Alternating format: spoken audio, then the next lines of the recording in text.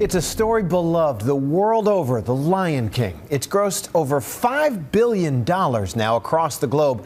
And now the Broadway adaptation that critics and even some insiders even thought wouldn't last 15 minutes is celebrating 15 years of outrageous record-breaking success. In a journey that spanned from Broadway to Brazil and back, ABC's Juju Chang brings us this look inside the making of a phenomenon.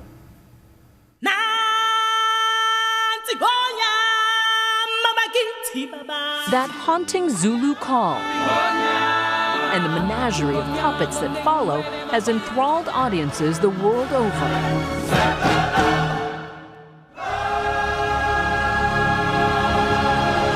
As The Lion King celebrates 15 record-shattering years on the Great White Way, Nightlines invited to pull back the curtain and discover the secrets behind the show's phenomenal success. So fine, I say.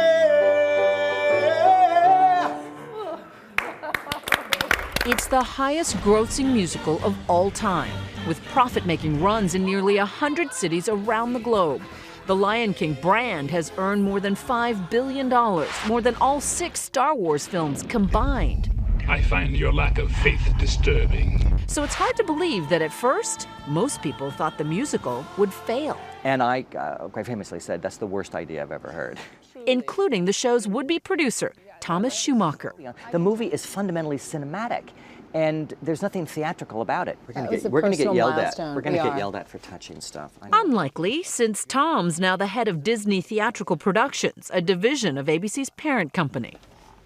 Isn't it beautiful, though? I feel the pride of a lioness. Look at that. During our backstage tour, he reminisces about arguing with his boss, who was hell-bent on making it all work. I said, you gotta be crazy. And he said, just get a great idea. Just get a great idea.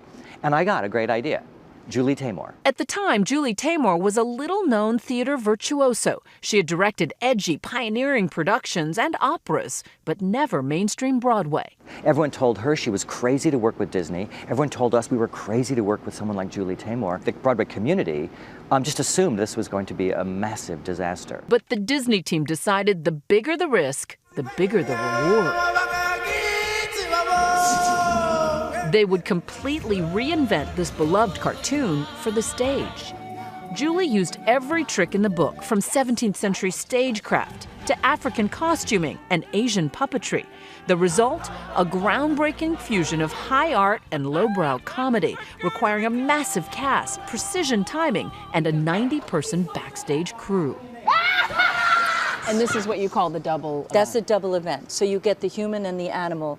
And when you want the aggressive nature of the lion, that's when Scar will put his head forward, and there's the ability to get very violent. And this is the sexiest animal we have, by She's far. very sexy. I love the idea that the audience sees the strings. I want them to appreciate the talent of the performer who's moving it.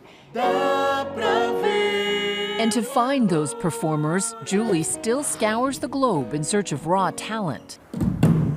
Give him the cue right before Scar.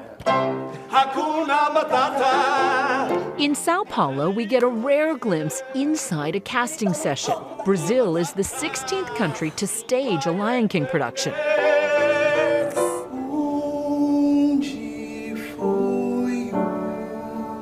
After weeks of callbacks, they finally strike gold. Tiago Barbosa, a 27-year-old plucked from the slums of Rio, brings down the house with Simba's most emotional number. Good job. Can we just cast him right now? Oh my God. Can we? That was so good. Good one. Hey, come here. Simba. 15 years into her journey, there's still magic in a discovery like this. I'm not sure if anybody's ever put it together like that. Not like that. No, in any place. And Julie Taymor is no stranger to magical moments. In 1998, Lion King earned 6 Tony Awards. Julie became the first woman ever to win Best Director. She went on to direct movies, including Frida, and then spent nearly 9 years on another musical, Spider-Man: Turn Off the Dark. but it was riddled with stage accidents, major money issues, and feuding producers. Julie was skewered in the press and pushed out of the production before opening night. She's been reticent to talk on camera about the experience until now. You can't blame it on me or any single person because you don't create a musical with one person or two. Her famous partners, U2's Bono and The Edge, accused her on Nightline of being too close to the project to see its major flaws. Would you agree with that assessment? No, I wouldn't. It is very hard to create experimental, break ground, try to do something that's never been done when people are going to constantly second guess it. The show that's there is the show that I created over 8 years, minus some of the depth. And after significant retooling, it's a show that's become a huge hit on Broadway. Julie says that's due in part to her early vision. Big risk, big reward. It's the lesson she learned from Lion King. And as the original creators take their curtain call after Sunday's 15th anniversary performance, they know that all the pageantry and elaborate stagecraft would be meaningless were it not for a simple story well told. It's our story. It's the story of humanity, told with lions, a meerkat, and a flatulent warthog. Perhaps that, in and of itself, is the secret to the show's success. For Nightline, I'm Juju Chang in New York.